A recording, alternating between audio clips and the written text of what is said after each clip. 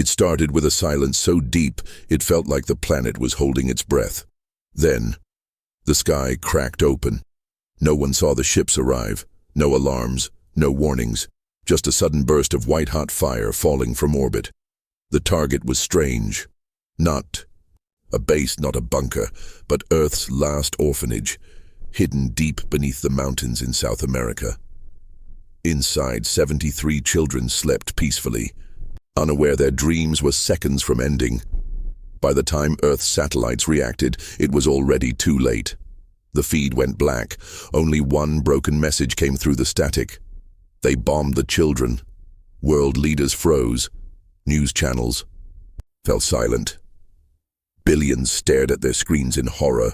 Who would attack innocent orphans? And why? Across Earth, people cried. But one man didn't. Commander Rourke, a retired soldier whose adopted daughter lived in that orphanage. He didn't speak. He didn't mourn. He vanished. And somewhere beneath the earth, old machines began to hum. Machines no one had touched in decades. Something was coming. And this time, Earth wouldn't wait to be attacked again. Commander Rourke was once called the Iron Wall of Europa Base, a legend during Earth's last war. But after peace came, he walked away from the military, quiet, cold, alone. His only light left in the world was Mira, the child he adopted after a mission on Titan. She had been in that orphanage. When the news broke of the bombing, Earth's leaders searched for Rourke. He was gone, his house abandoned, his communication devices disabled, his biometric trail erased. Only one clue remained, a single symbol carved into his steel door, the Forge. The Forge was a myth, a place buried so deep beneath the planet, it didn't officially exist. Built in secret during the old wars, it was meant to house weapons so dangerous, so illegal. Even Earth's council banned their construction. Now the Forge had power again. Inside, Rourke stood shirtless, welding plates of neutronium, surrounded by machines building things Earth had promised never to use again. A new AI voice greeted him coldly. Authorization accepted. Ember Core. Protocol unlocked. Outside, Earth security systems quietly flagged the activation. The council panicked. The Forge was live. Some wanted to stop him. Others whispered something far more dangerous. What if he's right to do this? And somewhere in the shadows, far above Earth, a Velkar commander smiled. Let's see what the humans build when you take away their children. While Earth mourned, a signal was caught drifting through deep space, strange, distorted, and buried beneath layers of encrypted static. Earth's AI language cores strained to decode it. Bits and pieces came through. Laughter, then coordinates, then a name. Velkar Dominion. It was them. The Velkar. A cold-blooded reptilian empire known for slavery and conquest. But Earth had stayed clear of their wars for decades. No battles, no alliances, no provocations. So why now? Why the orphanage? The data revealed more. Hidden inside the signal was an image, captured weeks before the bombing. It was Earth's orphanage. A photo, zoomed, marked, targeted. The message was clear. This was not a mistake. The council met in secret.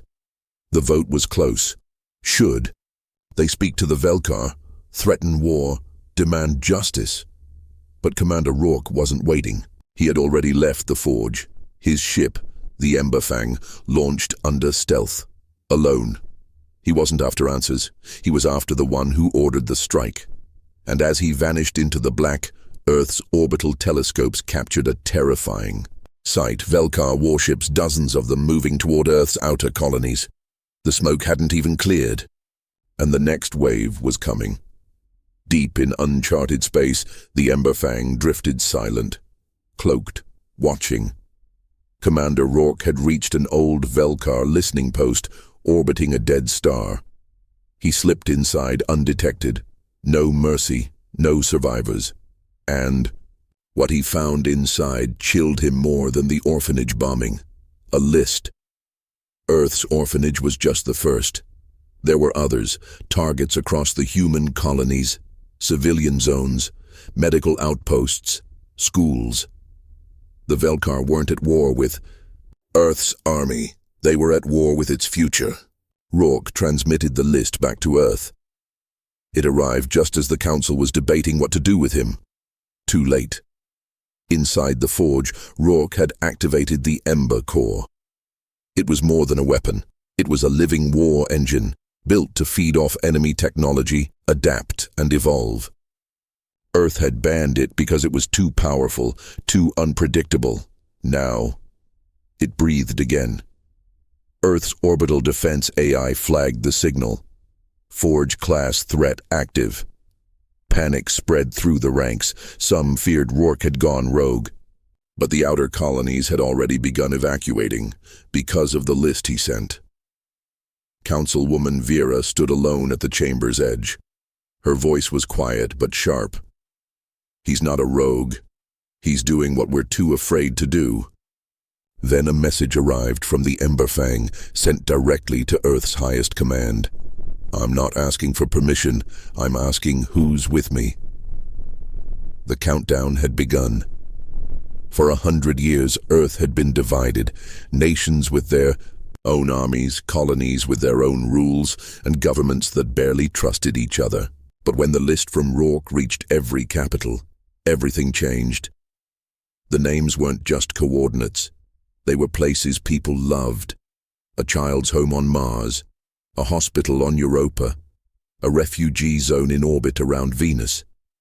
Velkar wasn't attacking Earth's soldiers. They were hunting its hope. The panic became anger. The anger became unity. For the first time in human history, the leaders of Earth, Mars, Luna, and the colonies stood on one channel and made a choice. One flag. One voice, one war.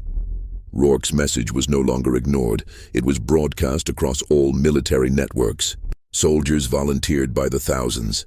Retired fleets were brought back online. Weapons locked in vaults were armed. And Rourke? He wasn't just building weapons anymore. He was training a new army, the Ash Vanguards, born in the Forge, bred for space war and loyal to one mission, end the Velkar. Still, there were whispers in the shadows. Some alien diplomats warned Earth to stand down. This war is bigger than you, they said. Don't provoke the Velkar further. But Earth didn't answer with words. It sent a single image back to the Galactic Council. The orphanage, burned, collapsed. A child's drawing, half melted in the rubble. No one spoke after that. Because the last time Earth united, it ended a world war. This time, it was about to start a galactic one. Rourke's Ember Fang, now equipped with Forge-class stealth tech, breached the atmosphere of a Velkar outpost moon, one of their hidden war stations near the Zarnek's rift. There were no warning shots. His team of Ash Vanguards descended like shadows. They expected resistance. Instead, they found something worse. Files, footage, and planning documents. Proof that the Velkar had mapped every major human-civilian site years ago. The orphanage had been watched for months. Velkar operatives had even posed as refugees on Earth, feeding intelligence from the inside. One hollow recording played a Velkar commander's voice. Cut off the young, break the spirit. They'll surrender without ever fighting. Rourke stood silent, his fists clenched. He didn't speak to his team. He didn't have to. He knew this wasn't just revenge anymore. This was survival. He uploaded the evidence back to Earth. When the Council saw it, all doubts vanished. There was no room for diplomacy now.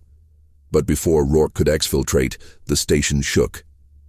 Velkar reinforcements had arrived, and they brought something new. Bioforged hunters, bred specifically to kill humans. Tall, armored, fast. And they were waiting for him. The battle was brutal. Half his team barely made it out. But they escaped with the most important file of all, a new target written in Velkar code. A massive strike was coming, not on a colony, but on Earth itself. A countdown had begun. Earth had days, maybe hours. And now, the galaxy watched in silence, waiting to see if Earth would crumble or retaliate. The Velkar never believed humans had the strength to strike deep. Their war moons were thought to be untouchable, fortified fortresses orbiting their core worlds. One of them, Dravak 4, mined rare plasma cores that powered most of the Velkar fleet. It was also the next launch site for the attack on Earth. Rourke knew this. So did Earth's united fleet. And for the first time in history, humanity moved as 1. 50 ships, 2 Ember-class dreadnoughts, a Forge-enhanced AI called Spectre, guiding every missile in real time. No negotiation, no warning. At 0400 hours, Earth's fleet jumped into orbit above Dravak 4 and unleashed hell. The moon's defense grid lit up the void, but Earth's forces had learned. They dodged faster, hit harder, fought smarter.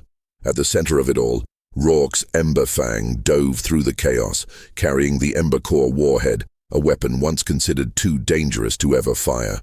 He landed it himself, alone. Fought through. Velkar elites set the charge, and then the warhead detonated. A sun bloomed on the surface of Dravak 4. The moon cracked like glass, fragments spinning into space. Its core melted. And with it, the Velkar's fuel supply, their launch base, and their illusion of control was gone. The galaxy gasped. In a single strike, Earth had done what no other race dared, crippled a Velkar world. And as the human fleet jumped out of the system, they left a single message pulsing through Velkar space. You came for our children. Now we come for everything else. The Galactic Council had no choice. The destruction of Dravak 4 shocked the galaxy. Some called it justice. Others called it madness. Either way, Earth's name now echoed across star systems like a thunderclap. Under pressure from neutral species, the Council demanded that Commander Rourke stand trial. Accused of using forbidden technology, destabilizing interstellar peace, and launching a war without consent. Earth refused at first, but Rourke made the decision for them. He walked into the trial chamber alone, unarmed, wearing his scorched battle armor. The council chamber was a cathedral of power, dozens of alien delegates watching from elevated seats, staring at the human, who just cracked a war moon in half. A Velkar prosecutor stepped forward, sneering. You murdered millions. You used an Ember Core. You turned Earth into a threat to the galaxy. Rourke didn't answer immediately. He tapped a device on his wrist. The lights dimmed. A hologram filled the air. It was the Earth Orphanage before and after the bombing. Laughter, crayons, then screaming, then fire, then silence. Before I speak, Rourke said quietly, you'll watch every second. For 4 minutes, the council chamber said nothing. An insectoid diplomat lowered his eyes. A reptilian general clenched his jaw. One delegate, an old ambassador from a peaceful water world, wept. Then, one Velkar general stood up. He didn't argue. He drew his blade. The trial chamber exploded into chaos, but Rourke didn't move. He just stared as guards swarmed in, holding the general back. The message was clear. This wasn't just a trial. This was a warning, and not everyone in the galaxy agreed with Earth's pain. Some still wanted it silenced. The trial ended without a sentence. No ruling, no justice, just fear. Half the council remained silent. The other half walked out. The galaxy was splitting, not because of Earth's strength, but because of its story. The orphanage bombing, the planned extermination of children, the forged evidence, it all shattered the illusion of Velkar superiority. Their allies grew quiet. Some even withdrew their support overnight. But Earth's enemies were not done. Velkar High Command declared full-scale war. Armadas gathered across 13 systems. Their plan was simple: crush Earth in one wave, before sympathy became unity. They didn't expect what happened next. From the edges of space, unexpected signals began to appear. Ships from the once neutral Threx Confederacy, gunships from the quiet but deadly Mirren scribes, even pirate clans known for raiding human supply routes sent messages.